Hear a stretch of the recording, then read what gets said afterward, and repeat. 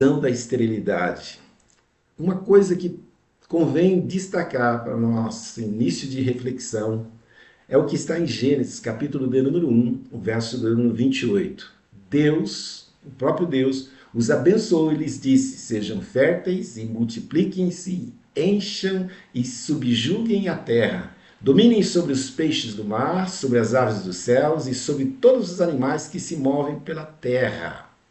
Ou seja, Deus criou o homem com uma marca, a marca da frutificação, a marca da multiplicação. Há uma capacidade de gerar que foi entregue por Deus aos homens e às mulheres. Porém, o inimigo da nossa alma, o nosso adversário, ele tenta nos impedir de frutificarmos.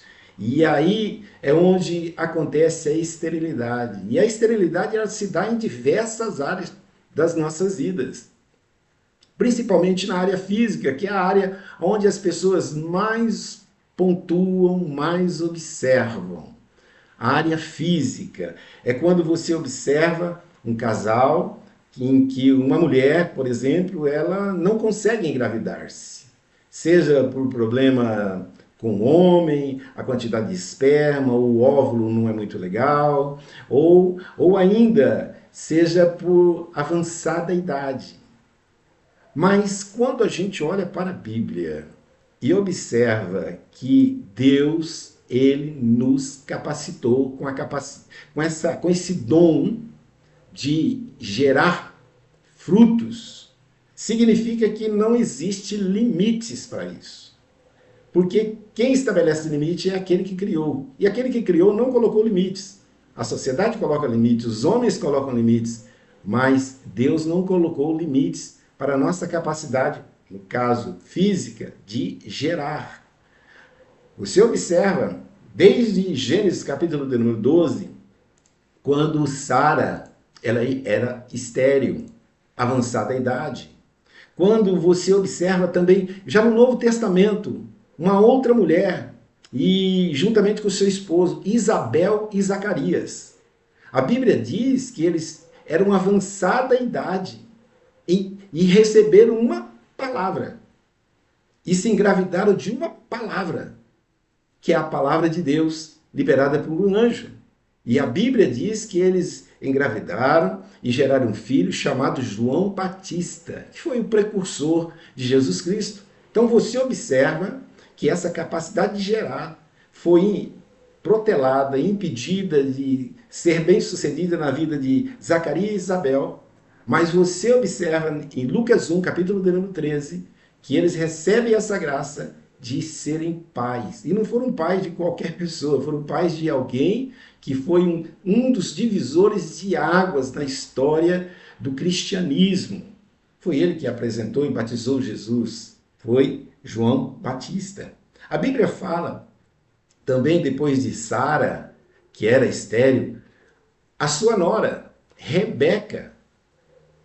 E Abraão teve que orar 25 anos para que Sara gerasse filho, e Isaac teve que orar 20 anos para que a sua mulher estéril gerasse filhos.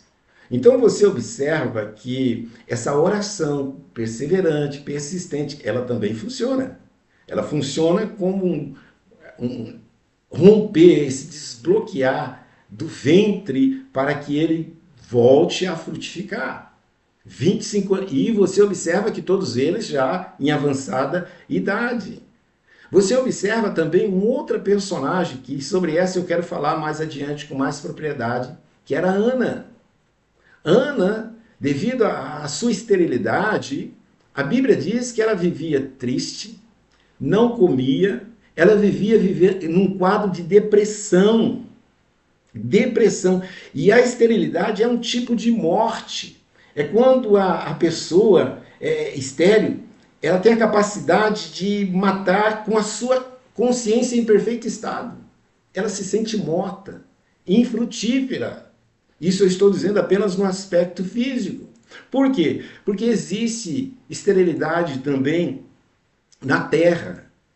A terra, um ambiente, você pode até olhar nosso banner de introdução, você observa uma terra ressequida, uma terra desértica, ou seja, uma terra que não frutifica nada.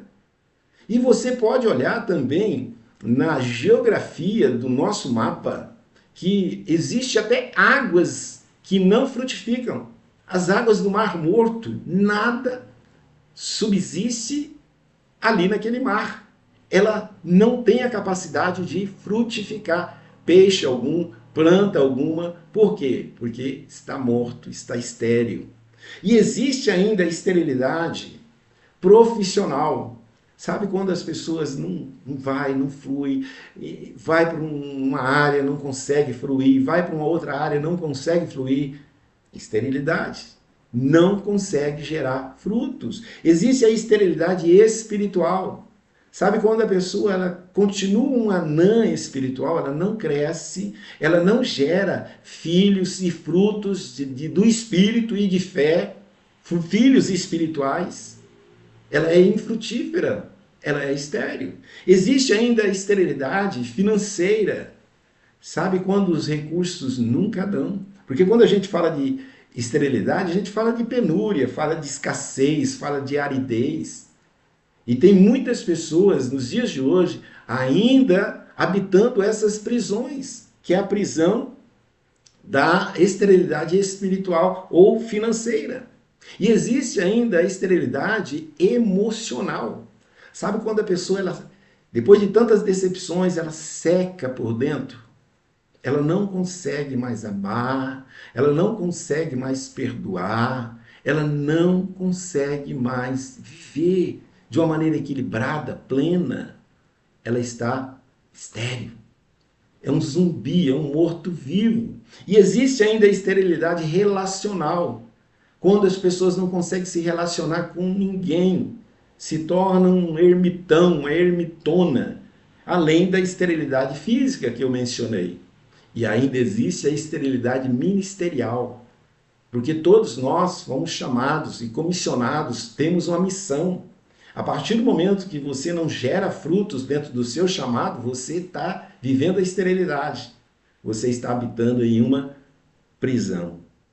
Existem algumas causas de esterilidade. Eu coloquei aqui apenas três com alguns exemplos. Mas enquanto isso, eu quero mandar aqui um abraço também para a Sueli está aí, Sueli Donadão, a Zeni, a Cida, de novo, boa noite, prima, Deus abençoe, Laura também ligadinha, Sônia, Maria Aparecida Vaz, tem uma galera aí, Cidinha, a Meire, que bacana, que Deus abençoe. Fica aí que tem coisas muito interessantes para você atentar, para perceber se na sua vida ou nas suas áreas de influência não existe esse mal, essa prisão chamada esterilidade, aprisionando algumas áreas da sua vida. Agora, eu citei aqui vários tipos de esterilidade.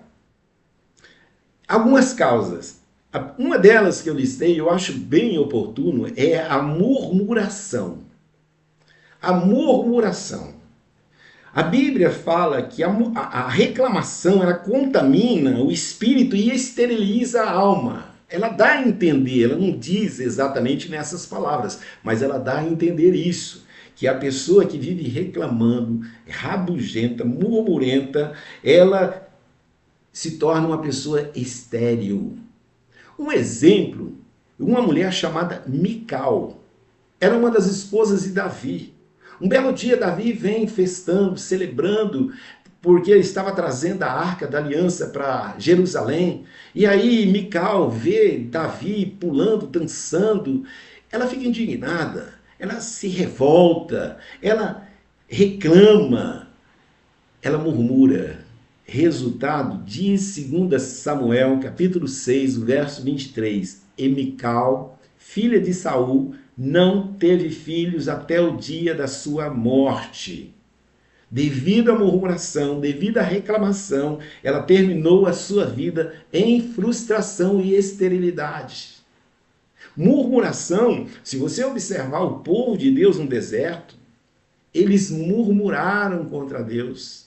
Eles questionaram Deus. Resultado, não apenas alongou o período deles de permanência naquele deserto, um lugar de escassez, de esterilidade, mas como que a maioria dos homens acima de 20 anos que saíram do Egito morreu no deserto.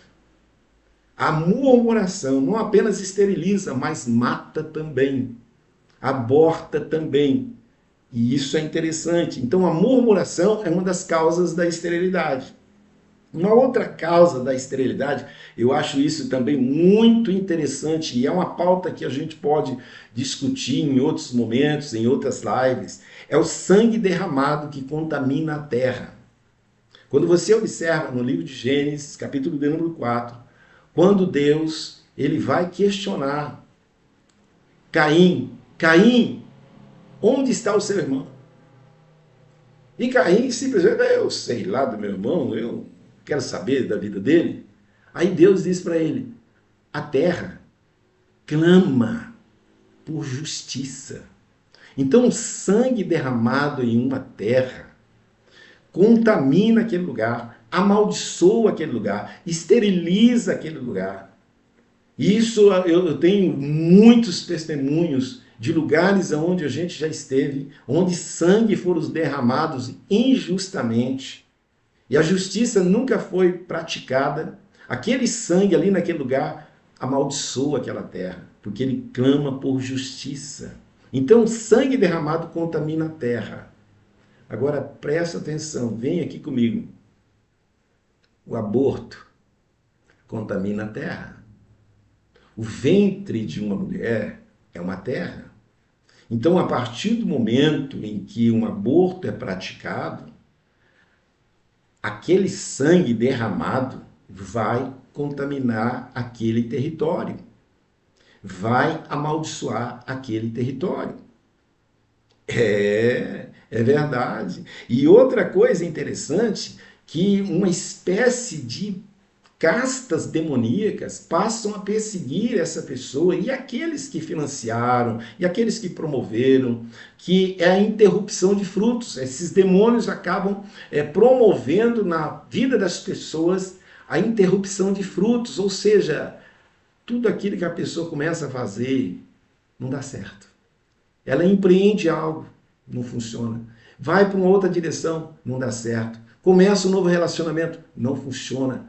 Tem tudo para dar certo, tem tudo para prosperar, tem tudo para crescer, mas esse espírito, esse sangue derramado, que revocou esse espírito, faz com que haja interrupção de frutos. E aí a pessoa começa a habitar nessa prisão chamada esterilidade. Aí ela diz assim, pastor, a minha vida financeira não flui, a minha vida profissional não flui, a minha vida acadêmica não flui, a minha vida relacional não flui, a minha vida espiritual não flui, a minha vida emocional não flui. Por quê? É uma das causas. E a outra causa é pecado, e você sabe que o pecado, ele tapa os olhos de Deus e fecha os ouvidos de Deus de maneira que ele não nos veja e não nos ouça. Então a gente fica à mercê do acaso, fica à mercê do maligno, que o mundo jaz o maligno, a gente fica à mercê dele. Então, essas são algumas causas apenas que eu listei aqui, e cada uma delas dá para ir mais fundo, com uma abordagem mais profunda. Por quê? Porque não são poucas as pessoas que estão habitando em prisões de esterilidade e elas precisam descobrir quais são as causas. Se é pecado, elas precisam confessar o pecado, seja pelo fato de ter praticado algum delito, algum crime territorial ou não. Essa pessoa precisa confessar esse pecado. E a Bíblia diz que o sangue de Jesus nos purifica de todo o pecado. E aí?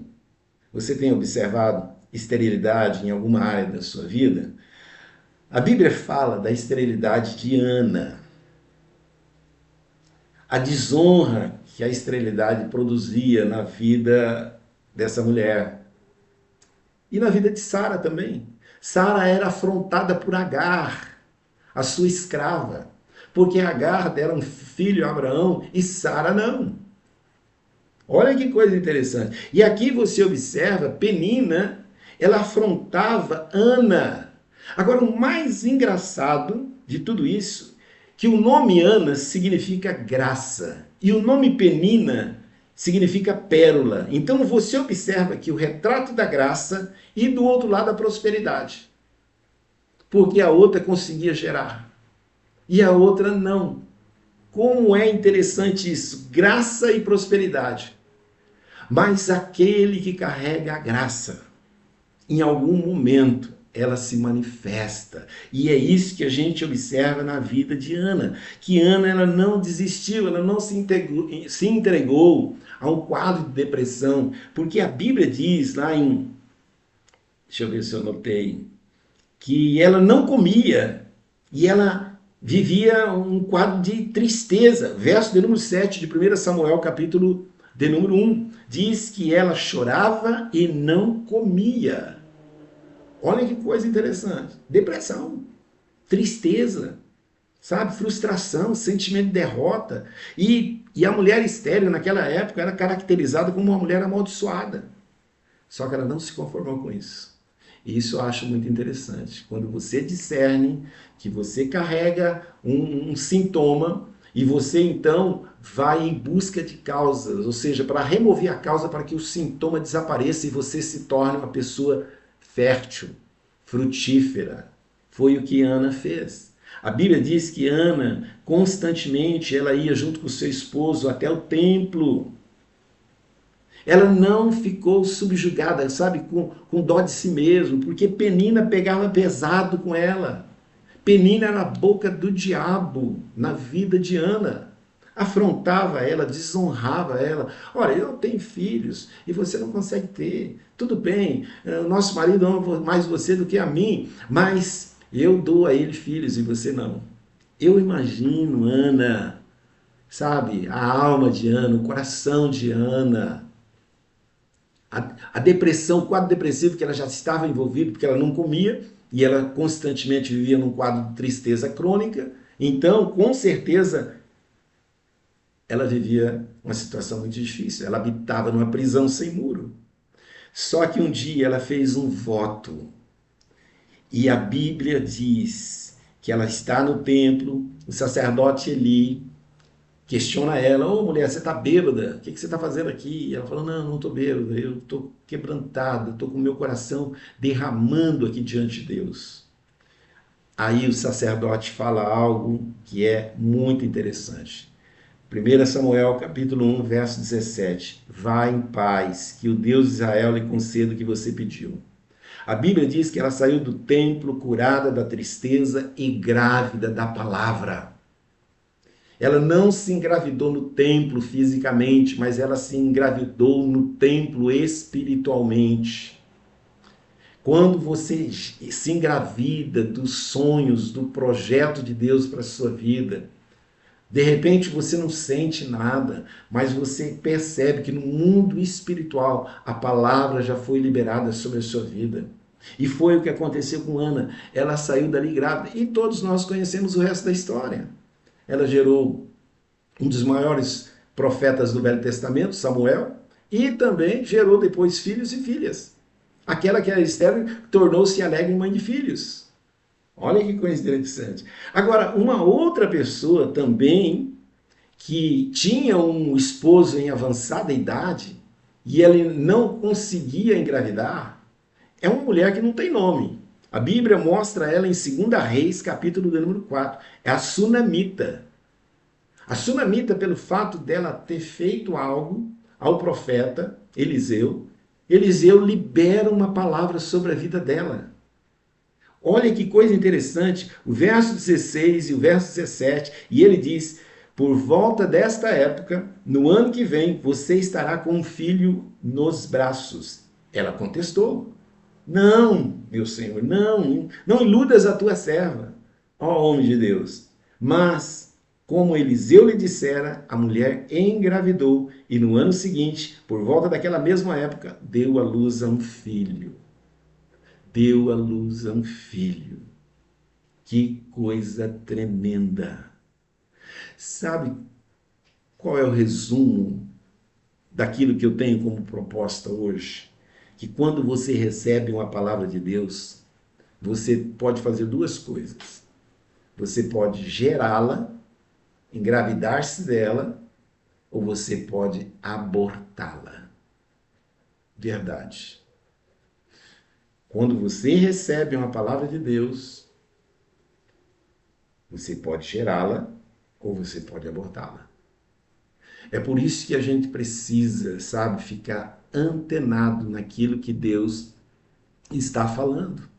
Porque muitas vezes, uma experiência bem simples, eu já compartilhei isso na igreja. Uma vez eu estava numa reunião de oração e alguém usado por Deus chegou assim, abra sua mão, e eu abri a minha mão. E Deus disse através dessa pessoa, eu estou colocando a chave de um veículo na sua mão. Sabe o que eu fiz? Fechei a mão. Eu peguei. Eu peguei aquela palavra. Não havia chave na minha mão, fisicamente, mas espiritualmente já havia uma chave na minha mão. Fisicamente, era impossível. Eu estava com as minhas finanças na época assim em reconstrução. Eu não tinha a mínima condição, mas uma semana depois eu estava com um veículo quitado. Quitado. Por quê? A palavra que foi liberada, eu engravidei dela e ela gerou o fruto. Há em nós essa capacidade de gerar fruto. Agora nós precisamos, como um solo precioso, receber a semente, que é a palavra de Deus, e se engravidar dela. Então hoje eu tenho certeza que há uma palavra que está sendo liberada sobre as áreas que estão estéreis da sua vida e você precisa receber.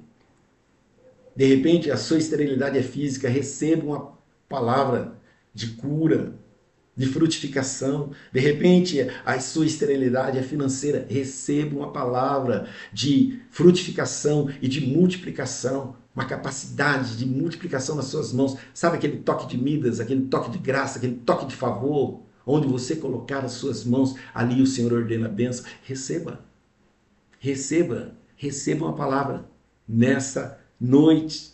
E o seu ventre espiritual vai gerar, de repente, filhos e filhas na fé. Homens e mulheres de Deus podem ser gerados através de você. Pastor, mas eu nunca tive ninguém, nunca gerei ninguém. Receba hoje essa capacidade de gerar filhos na fé. Receba hoje essa capacidade de empreender negócios. Receba hoje essa capacidade de romper com a sua vida financeira. Receba hoje essa capacidade de você romper com a sua vida espiritual, emocional e relacional. O Senhor nos quer frutífero para que a gente seja a resposta dele para essa criação que geme. A criação anseia, geme pela manifestação dos filhos de Deus. Agora, os filhos de Deus precisam ter para dar. Os filhos de Deus precisam ter essa graça da multiplicação, da frutificação para poder compartilhar. E aí? Você recebe essa palavra? Você gera essa palavra na sua vida ou você vai abortá-la? A decisão é sua. Que Deus abençoe.